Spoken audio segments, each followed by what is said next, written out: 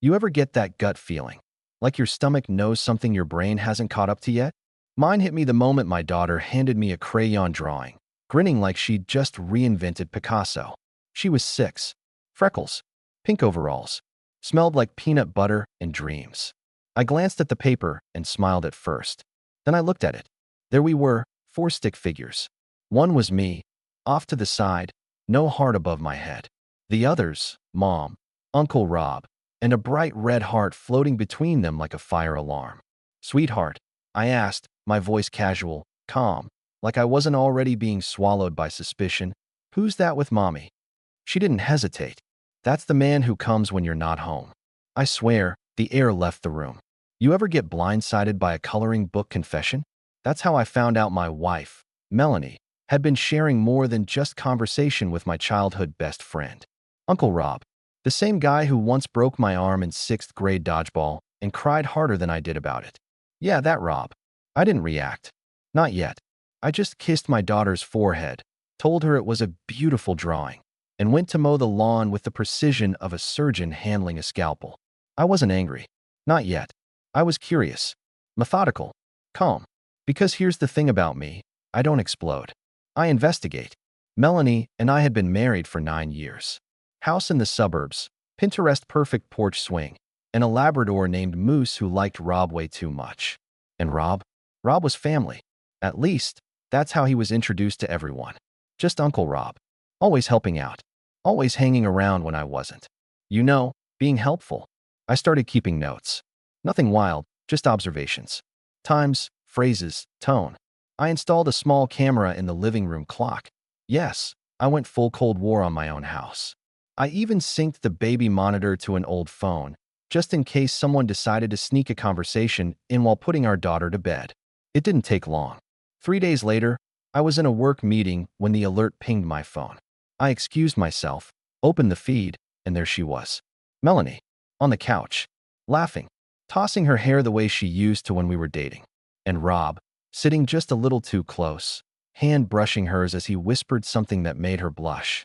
That blush used to belong to me. I paused the video, took a breath, saved the clip. Then I texted her.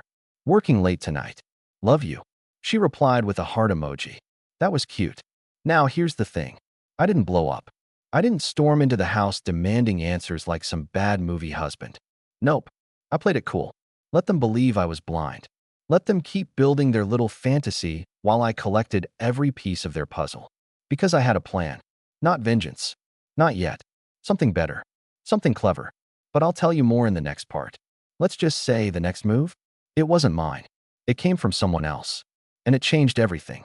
So here's how it starts. The great unraveling.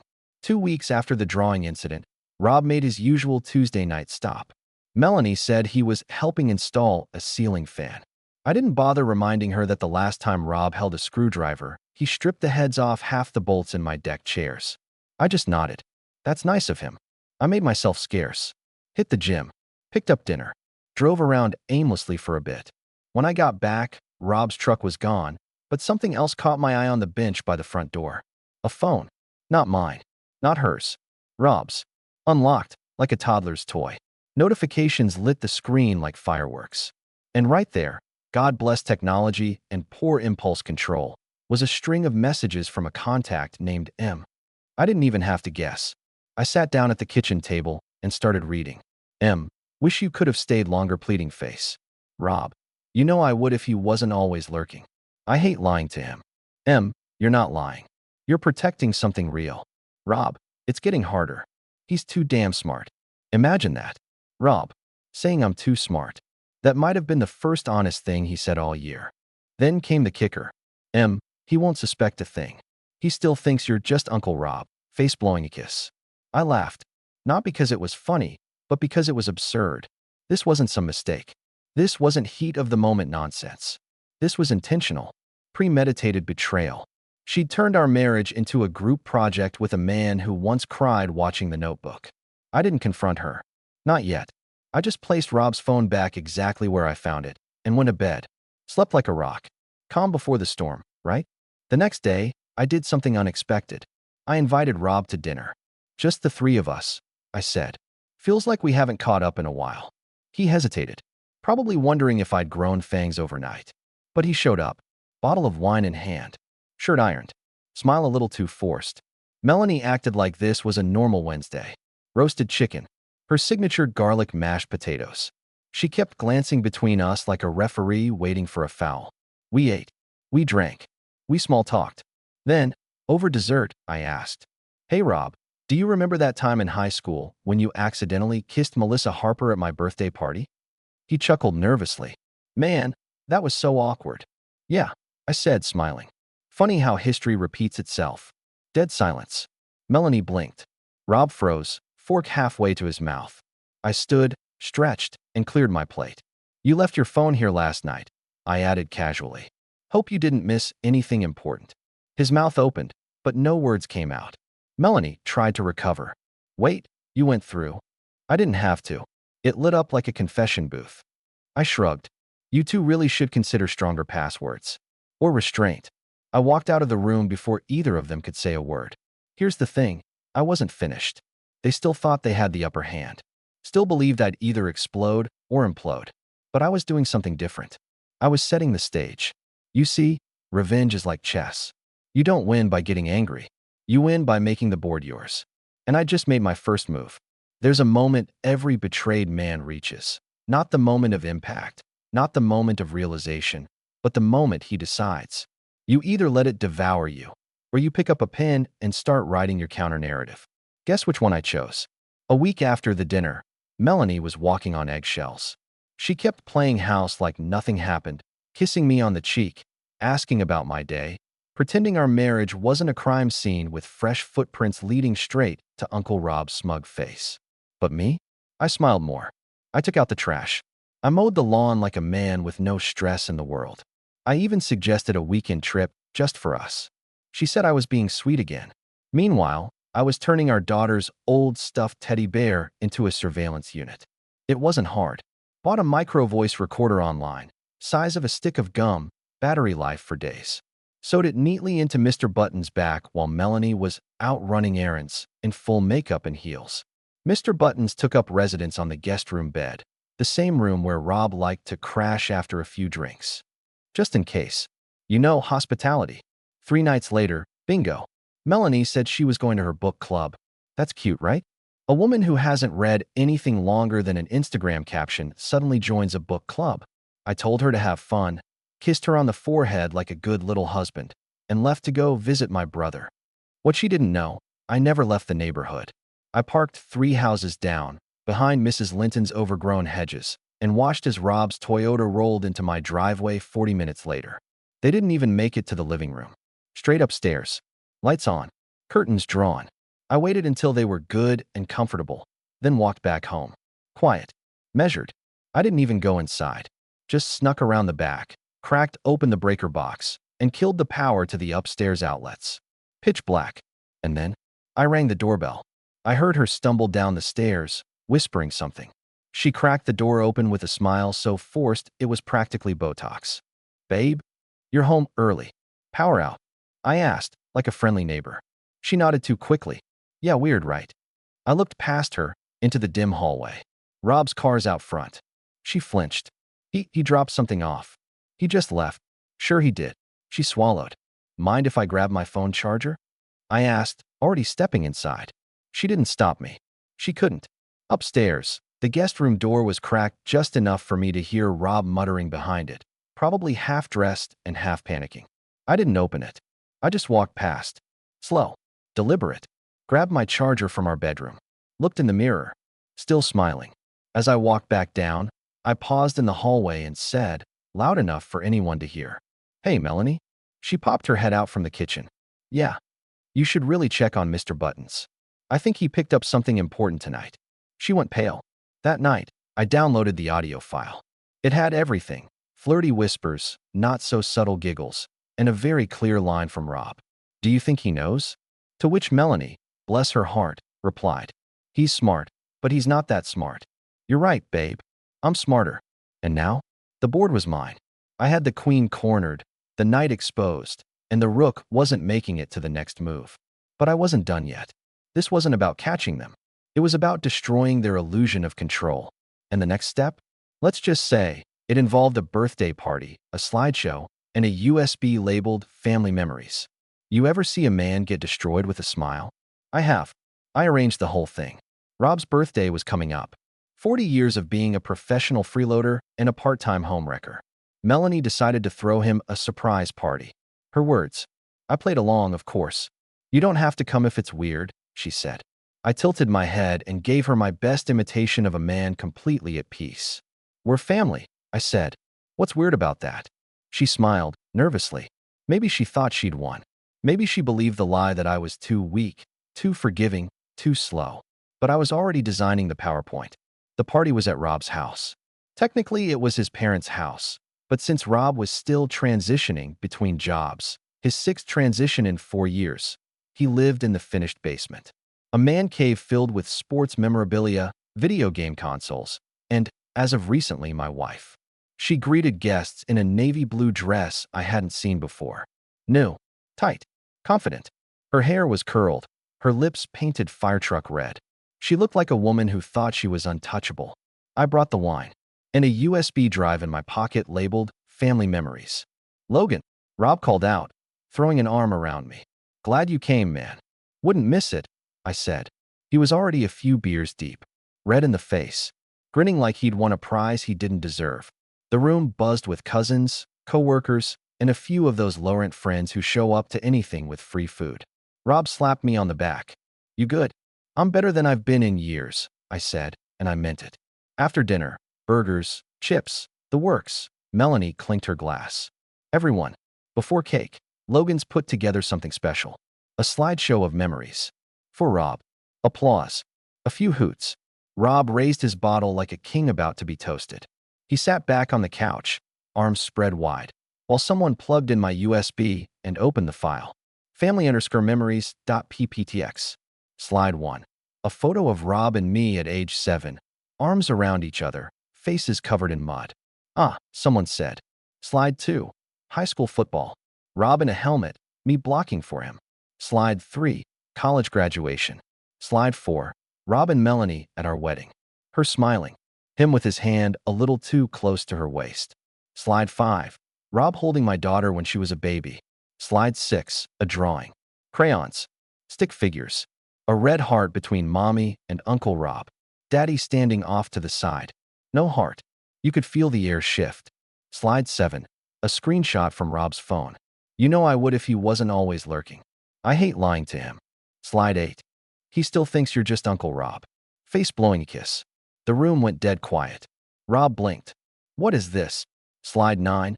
An audio waveform. Below it, the transcript. Rob, do you think he knows? Melanie. He's smart, but he's not that smart. Slide 10. A photo of Melanie and Rob in my guest room. Time-stamped. Both of them on the bed. Clothes partially on. Faces clear. Slide 11. Text on a blank background. To everyone here who called me paranoid. Thank you. You gave me the clarity I needed. Gasps.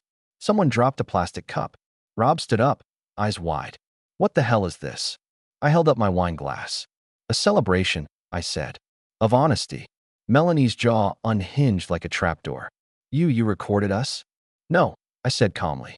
Mr. Buttons did. I didn't stay for the aftermath. Just walked out to polite silence and a soundtrack of chaos brewing behind me. People were shouting. Rob was stammering. Melanie was crying. Not the sad kind, the caught kind. Different flavor. As I got in my car, my phone buzzed. Text from Melanie. You humiliated me. I replied. Told you I was smarter. Now here's the twist most people didn't see coming. I didn't send the files to a lawyer. I didn't burn the house down or make a scene at work. I stayed quiet. Strategic. Because this wasn't just about revenge. It was about leverage. 2 weeks later, I served Melanie with divorce papers. She came crawling, shaky hands, mascara smudged, voice trembling with a list of reasons she deserved a second chance. I slid a folder across the table. Inside, custody agreement, asset division, a non-disparagement clause, a pre-drafted public statement that read, we've mutually decided to part ways to focus on co-parenting. Logan is a loving father and a good man. She skimmed it and looked up. You want me to lie? No, I said. I want you to protect your image. She didn't argue. She signed everything. Rob? He lost more than his birthday. His job found out. Apparently, they frown on adult men seducing married women while managing youth programs. Last I heard, he moved 2 states over. His Instagram went dark. Good. As for me, I got full custody. The house, the dog, even the drawing. It's framed in my office now, not as a reminder of pain, but as a warning. Kids don't lie. Grown-ups just ignore the truth until it screams in crayon. You'd think after detonating a birthday party, publicly exposing an affair, and walking out with my dignity ironed and folded in a briefcase, that would be the end of it. I thought so too, until I got a letter from Melanie's sister. Yeah, her. It came in the mail, old school, envelope and all. No return address. Just my name, handwritten in neat cursive I recognized immediately. Lauren, Melanie's younger sister. The one who used to joke she was the sane one. The one who never stayed more than a weekend at our house because she said Melanie stressed her out. I always chalked it up to sibling drama. Turns out, Lauren knew more than she let on. I opened the envelope like it might explode. In a way, it did. Logan, I'm sorry for sending this by mail, but I wasn't sure you'd answer if I texted. I've been sitting with this for a long time. Years, actually. And after what happened at Rob's party, word spreads fast. I figured you deserve to know what I've been carrying. Melanie didn't just cheat with Rob. She's been cheating for longer than you know. And Rob wasn't the first. I saw her 2 years ago in Charleston. I was there for work. She was supposed to be visiting a college friend. I spotted her at a restaurant with a man who wasn't you. They were familiar. I didn't say anything then. I told myself maybe it wasn't what it looked like. But then 6 months later, she called me crying. She said she messed up, that she'd ruined everything again. She never said your name, but I knew. You've always been kind to me, Logan. You made her better than she was, even if she didn't deserve it. I'm sorry I didn't speak up sooner. Also, I don't know if this matters, but that drawing your daughter made, the one with the heart, that wasn't the first one. I saw another one, months ago, during Thanksgiving. Your daughter drew a picture of Mommy and the man from the gym. She said he brought smoothies. I found it in the trash while helping Melanie clean up. I don't know what you'll do with this. I just wanted you to know you were never crazy. You were just surrounded by people who needed you to be. Lauren, I read it twice, then a third time. Then I put it down and stared at the ceiling like it might offer answers. The gym guy? Smoothies? This woman really ran infidelity like a subscription service. Different man, different setting, same cowardly secrecy. Melanie was less of a wife and more of a startup built on betrayal. And suddenly, everything made sense. The Thursday evening workouts. The new leggings she said were on sale, even though they still had tags from brands that don't go on sale. The whey protein powder she made a big show of buying for me. All of it. A cover story. One she didn't even bother to update after I caught her with Rob. She was confident I'd seen the full story. No, Mel. I just saw the opening act. Now here's where it gets strange. You'd expect me to rage. To call her.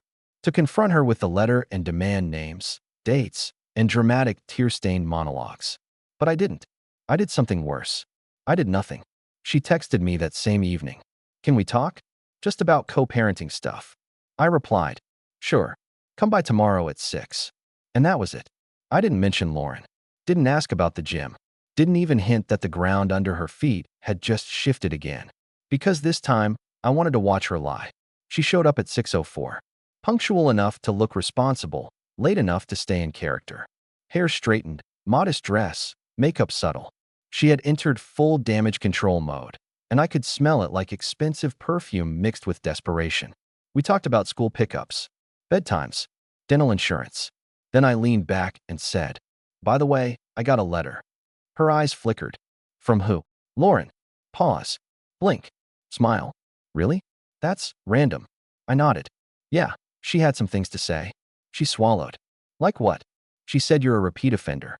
That Rob wasn't your first. That there was someone from Charleston and someone from the gym. The color drained from her face like someone pulled the plug. You believe her? She whispered. I didn't ask you that, I said. She shifted. Logan. Things were complicated. I wasn't happy. You weren't honest either. She opened her mouth, but I kept going. You had chances. Before Rob. After Rob. You had the option to tell the truth. She looked at her hands. I didn't think you'd stay if I did. I didn't stay anyway. And there it was. Silence. Thick. Sour. She left with a nod. No fight. No apology. Just a woman walking to her car, finally realizing she'd burned the last bridge and couldn't even blame the wind. As she pulled out of the driveway, I looked at the framed drawing in my office. My daughter had seen it all before I did.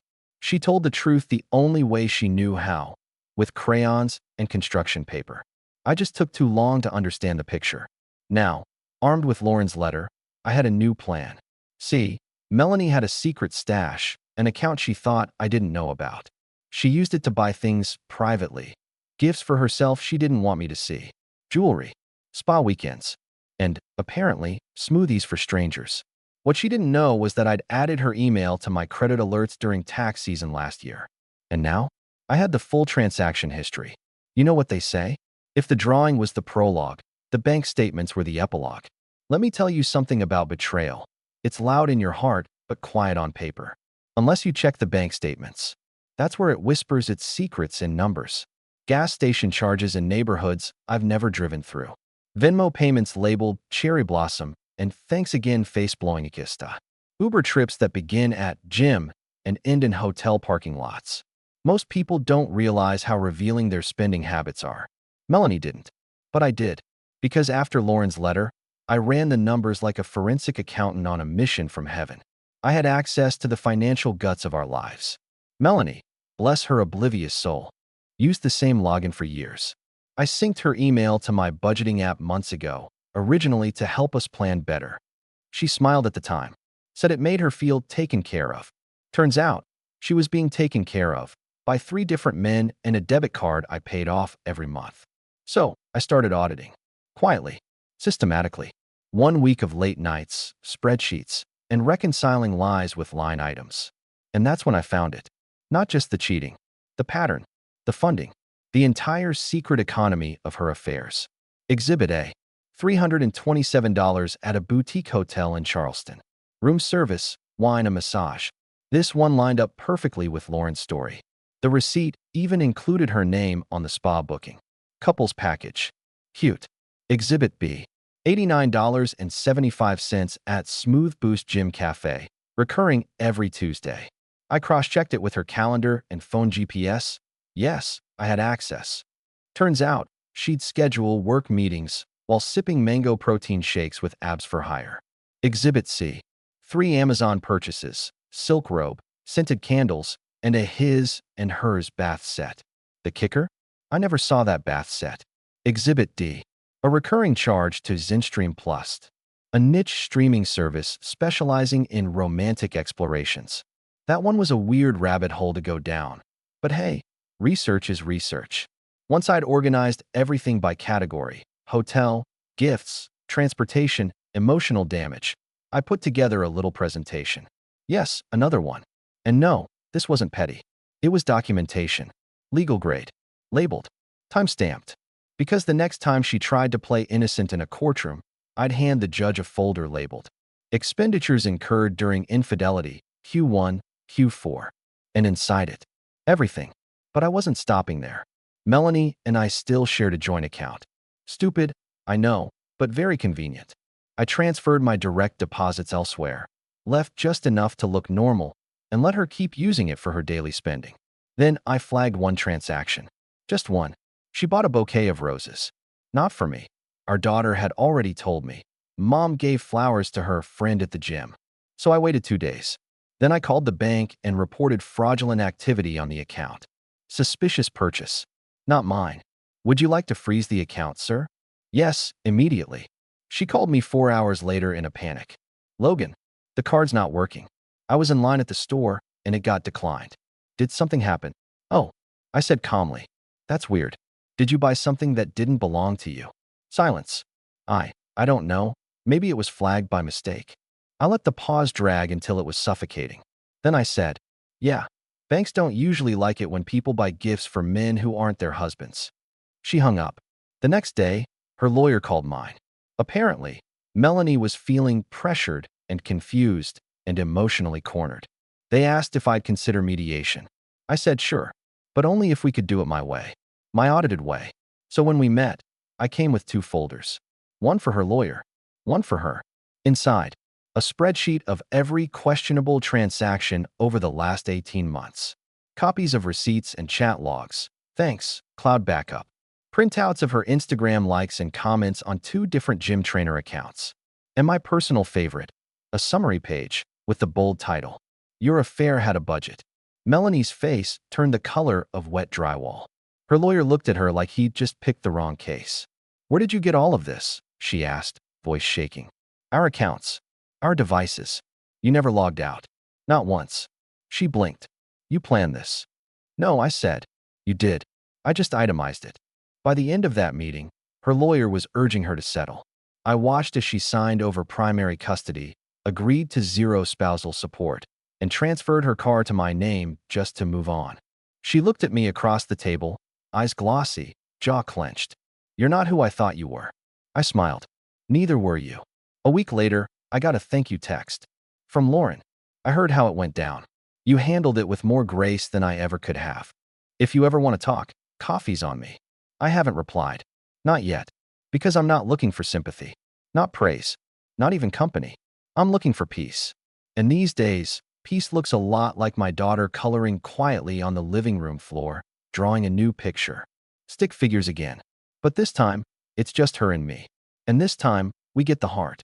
It's funny what people confess in safe rooms with soft lighting and overpriced leather furniture. Melanie used to see a therapist named Dr. Carlin. I only knew about him because she used to come home from sessions with puffy eyes and phrases like, "He says I need to rediscover who I am." Turns out, she rediscovered herself in other men's hotel beds.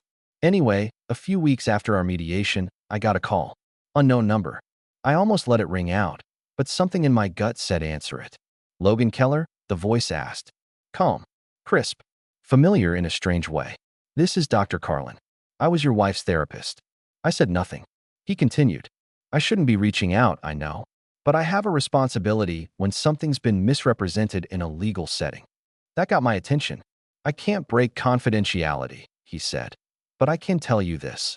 Melanie discussed you in nearly every session. And her version of you didn't match the man who just walked away from everything with restraint and dignity." He paused. "She used therapy to justify what she was doing. Not to heal, just to rationalize the affair. And now that she's moved on, she's telling others I validated her choices." "That's not true." I asked. "Why are you telling me this?" "Because I thought you should know someone believed you all along, even when you didn't say anything." And just like that, the final thread holding together Melanie's moral alibi snapped. She didn't just betray me. She manipulated every room she stepped in, even the one meant to help her. A few months later, I threw a party.